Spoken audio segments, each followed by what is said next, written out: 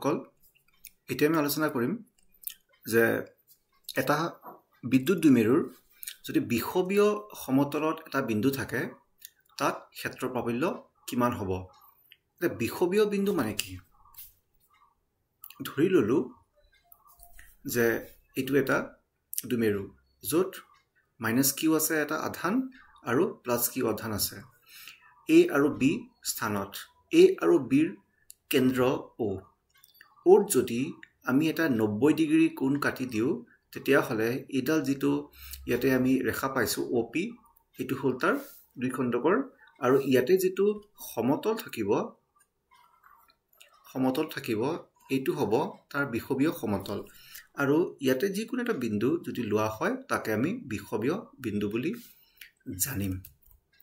ধৰা হল বিদ্যুৎ দ্বিমেৰুৰ বিষবীয় সমতলত দ্বিমেৰুৰ কেন্দ্ৰৰ পৰা r দূৰত্বত p বিন্দু অৱস্থিত আছে এটা দেখা পোৱা গৈছে এটো যেটো p বিন্দু আছে r দূৰত্বত অৱস্থিত হৈ আছে p বিন্দুত ক্ষেত্ৰ প্ৰাবল্য উলিয়াবৰ কাৰণে আমি যেটো -q আধান আৰু যেটো +q আধান এই দুইটাৰে বিদ্যুৎ ক্ষেত্ৰ ইয়াতে হিচাপত ল'ব লাগিব ধৰি লোৱা +q আধানটোৰ বাবে p বিন্দুত বিদ্যুৎ ক্ষেত্ৰ প্ৰাবল্য হ'ব আৰু একে ধৰণে -q হ'ব এই একেখিনি -q আধানটোৰ কাৰণে p বিন্দুত বিদ্যুৎ ক্ষেত্ৰ প্ৰাবল্য ইয়াতে আমি দেখা পাম যে যেহেতু -q আধানটোৰ ঋণাত্মক তেতিয়া হলে বিদ্যুৎ ক্ষেত্ৰৰ বল ৰেখাবোৰ তাৰ দিশে থাকিব p বিন্দুত প্ৰয়োগ হোৱা বা ইয়াতে ক্ৰিয়া হোৱা যেটো বিদ্যুৎ ক্ষেত্ৰৰ প্ৰাবল্য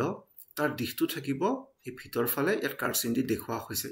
-q ঠিক একে ধৰণে যেটো +q আধানটো আছে সদায় +q আধানৰ পৰা বিদ্যুৎ ক্ষেত্ৰ বাহিৰৰ ফালে ওলাই সো এই +q আমি এডাল কাৰেৰে দেখুৱাব পাৰিছো দিশবোৰ ইয়াতে কম পাইছা যে +q কাৰণে bp দিশত ক্ষেত্ৰ প্ৰাবল্যটো হৈছে আৰু নিগেটিভ -q টোৰ কাৰণে pa দিশত ক্ষেত্ৰ প্ৰাবল্যটো হৈছে +q আৰু -q দুয়োটা বিদ্যুৎ ক্ষেত্ৰ p বিন্দুৰ দিশ bp আৰু pa ফালে হিহতৰ আনুভূমিক আৰু অভিলম্বিক উপাংশসমূহ এনে যে অভিলম্বিক উপাংশ দুটা একেই মান কিন্তু বিপৰীত দিশ হোৱাৰ বাবে কটাকটি যায় আৰু আনুভূমিক উপাংশ দুটা একেই দিশত হোৱাৰ বাবে ইহতে যোগ কৰে এই ভাগখিনি মই আৰু বহলাই দেখুৱাবলৈ চেষ্টা কৰিছো ইয়াতে p বিন্দুটো আছে +q এই ধনাত্মক আধানটোৰ কাৰণে আৰু -q এই ঋণাত্মক আধানটোৰ কাৰণে আৰু ইহতৰ এই +q ৰ যদি +q টোৱে যদি এই অনুভূমিৰ লগত থিতা কোণ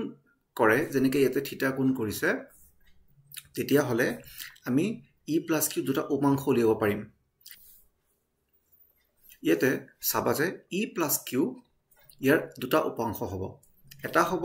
+q cos θ আৰু +q sin θ x ৰ ফালে আৰু y ৰ ফালে ঠিক একে ধৰণে -q ৰ দুটা উপাংশ হ'ব -q sin θ আৰু -q cos θ যেহেতু -q আৰু +q ৰ মানটো একেই পাম আৰু যেহেতু θ দুয়োটা ক্ষেত্ৰতে একেই হয় তেতিয়া হলে +q cos θ আৰু -q cos θ দুয়োটা একেই দিশত থকাৰ বাবে ইহত যোগ হ'ব কিন্তু +q sin θ আৰু -q sin θ এই দুয়োটা একে মানৰ কিন্তু বিপৰীত দিশৰ আৰু হিহত কি কৰিব ইটোৱে হিটো কটাকটি কৰিব তাৰ মানে আমি যদি মুঠ ক্ষেত্ৰ প্ৰাবল্যটো উলিয়াবলৈ যাওঁ তেতিয়া হলে মুঠটো হ'ব +q cos θ আৰু -q cos θ তাৰ মানে যিবোৰ আনুভূমিক যিবোৰ উপাংশবোৰ আছে সেইবোৰ যোগ হৈ যাব -q cos θ +q cos θ ব্ৰেকেটত দিলো ইয়াতে মাইনাস এটা দি p ক্যাপ লগাই দিলো কাৰণটো কি হ'ব মাইনাসও দিলো ইয়াতে p ক্যাপটো কিয় বহুৱাই দিলো কথাটো বুজিবৰ কাৰণে চেষ্টা কৰো ইয়াতে আমি -q লৈছো দ্বিমেৰুৰ এটা আধান আৰু +q লৈছো আমি জানো যে দ্বিমেৰুৰ ভ্ৰামকৰ দিশ থাকিব -q পৰা +q ফালে কিন্তু আমি দেখা পাইছো যে যেটো লব্ধ ইলেক্ট্ৰিক ফিল্ড সেটো হৈছে যে দ্বিমেৰুটোৰ সমান্তৰালে কিন্তু বিপৰীত ফালে কিন্তু এইফালে যেটো p ক্যাপ থাকে তাৰ বিপৰীত দিশটো দেখুৱাবৰ কাৰণে -p ক্যাপ ব্যৱহাৰ কৰিম সো -p ক্যাপ দেখুৱাইছে এই ইৰে হয় যেটো ফাইনাল ই হয় কিন্তু তাৰ উল্টা ফালে সো সেই বুলি পি কেপটো দেখুৱাই দিছো ইৰ দিশটো খুচাবৰ কাৰণে কিন্তু মাইনাসটো কি বুজাইছে যে পি কেপৰ দিশে হয় কিন্তু বিপৰীত ফালে এতিয়া যেহেতু ই মাইনাস কিউ আৰু ই প্লাস কিউ দুটা একেই হয় তেতিয়াহলে আমি 2 ইয়াতে বহুৱাই দিব পাৰিম ই মাইনাস কিউ cos থিটা ডট পি কেপ আগৰ দৰে থাকিলে মাইনাসটো আগৰ দৰে থাকিলে এতিয়া what is e minus q আমি যদি চাবলৈ যাওঁ এটা বিদ্যুৎ ক্ষেত্ৰৰ ফৰ্মুলাটো হে ফৰ্মুলাটো আছিল e = 1/4 pi epsilon naught তাৰ পিছত আধানটো দিম আৰু তলত r² দিম ইয়াতে একেখিনি বস্তু হৈছে -2 টো হে আগৰ পৰা আহিছে 1/4 pi epsilon naught আহিছে আধানৰ মানটো আহিছে আৰু ইহঁতৰ মাজৰ দূৰত্বটোৰ বৰ্গটো দূৰত্বটো কি হয় সো ইয়াতে দেখা পাবা দূৰত্বটো কি হ'ব এটো যদি r হয় এটো যদি a হয় স্মল a আগে পিছে পাইছো তেতিয়া হলে এটো হ'ব square root of r² plus a² তেতিয়া এই দূৰত্বটো হৈছে p আৰু - q ৰ মাজৰ দূৰত্ব আৰু এই দূৰত্বটো square root of r² plus a² তলতে কি থাকিব লাগিছিল square root r² plus a² whole power square এটা স্কয়াৰ আৰু স্কয়াৰ ৰুট টু কাটি যোৱাৰ পিছত r² প্লাস a² হে মাথো থাকি গল এইটো কথাটো কৈছো এতিয়া cos থিটা কি হয় cos থিটাৰ মানটো এনেকে বহুৱা হৈছে ইয়াতে চাবা cos থিটা = b by h b টো হল a ইয়াত দিয়া হৈছে আৰু h ৰ মানটো এইটো বা ইয়াত একে ভ্যালু থাকিব square root of r² plus a² dot p cap আগৰ পৰা আছে এইখিনিকে আমি 2a q এইখিনিকে আমি একলগত লিখিব পাৰিম আৰু এইটো r² প্লাস a²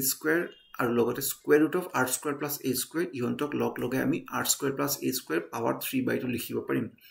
কেনেকে লিখিব পাৰিম মই ইয়াতে দেখুৱাইছো কিবাটা x যদি থাকে into square root of x থাকে তেতিয়া কেনেকে লিখিম x into x power half কেনেকে লিখিব পাৰিম x 1 plus half বা লিখিব পাৰিম x power 3/2 ঠিক একে ধৰণে ইয়াতে r² plus a² আছে পাৱাৰত 1 আৰু ইয়াতে r² plus a² square root মানে পাৱাৰত -1 r² plus a² পাৱাৰত half so 1 আৰু half or power to ওপৰত প্লাস হৈ power to 3/2 হৈ যাবগে so -1/4 pi epsilon naught 2aq divided by r² plus a² power 3/2 dot p cap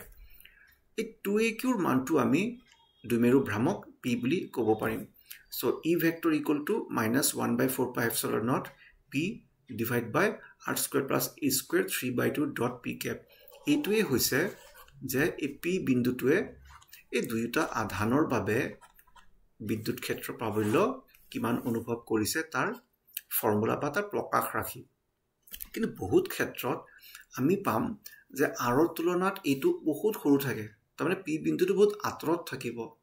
দুমেৰুটোৰ সাইজৰ হিচাপতে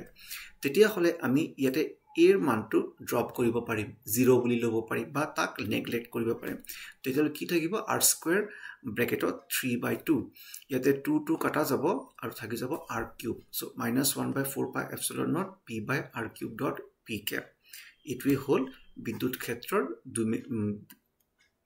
ক্ষেত্ৰৰ প্ৰাবল্যৰ প্ৰকাশ ৰাখি আৰু এটো মাইনাস যেহেতু আছে আমি ক'ব পাৰিম যে